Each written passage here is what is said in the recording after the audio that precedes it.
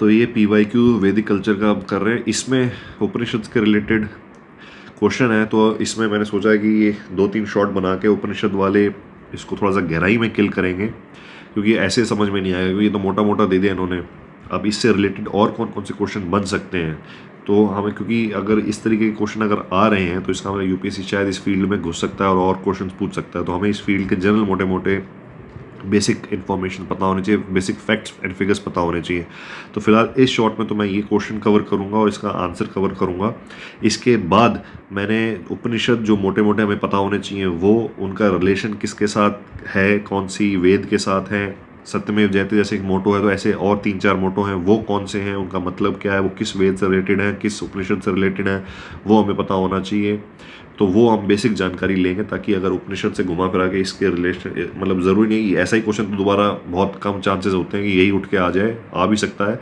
But अगर मतलब इससे हमें ये समझ में आना चाहिए कि पैटर्न क्या है, किस हिसाब से UPSC पूछ रही है। तो वो पैटर्न किल करने के लिए हमें अगले शॉर्ट में मैं वो वीडियो, वो उसकी नॉलेज भी, इंफॉर्मेशन भी डालूंगा। तो ये जो क्वेश्चन है ये क्या है, the national motto of India सत्यमेव Jayate inscribed below the emblem of India is taken from Kathopanishad, Chandogya Upanishad, Aitareya Upanishad या मुंडका उपनिषद। ठीक है, तो ये 4 उपनिषद के इनके नाम इन्होंने लिखे हैं, वो वही हैं जो कि इंपॉर्टेंट में से 11 उपनिषद इंपॉर्टेंट है, उनमें से ये 4 के नाम इन्होंने लिखे हुए हैं। ठीक है, ऐसे नहीं किसी के भी लिखे, 108 उपनिषद ऐसे तो याद करना बहुत मुश्किल है। ठीक है, तो इसका आंसर क्या है, the national motto of India सत्यमेव Jayate inscribed below the emblem of India is taken from Mundaka Upanishad. Mundaka Upanishad से लिया गया, it is written in Devanagari script. The Upanishad is a poetic verse style Upanishad. ये जो उपनिषद है पोएटिक है।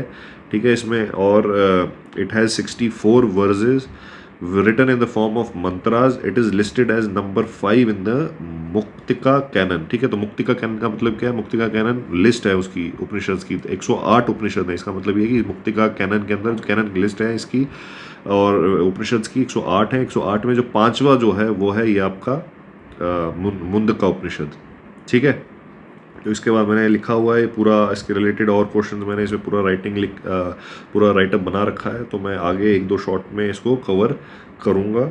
उपनिषद का मोटा मोटा जो बेसिक जो फैक्ट्स एंड फिगर्स हमें पता होने चाहिए, इस क्वेश्चन रिलेटेड जो बनते हैं वो किल करेंगे अगले शॉर्ट में। सो सीखते रहे, सिखाते रहें और शेयर करते रहें अपने आसपास, अपने जिनको फ़ायदा मिल सके। So thank you, happy learning.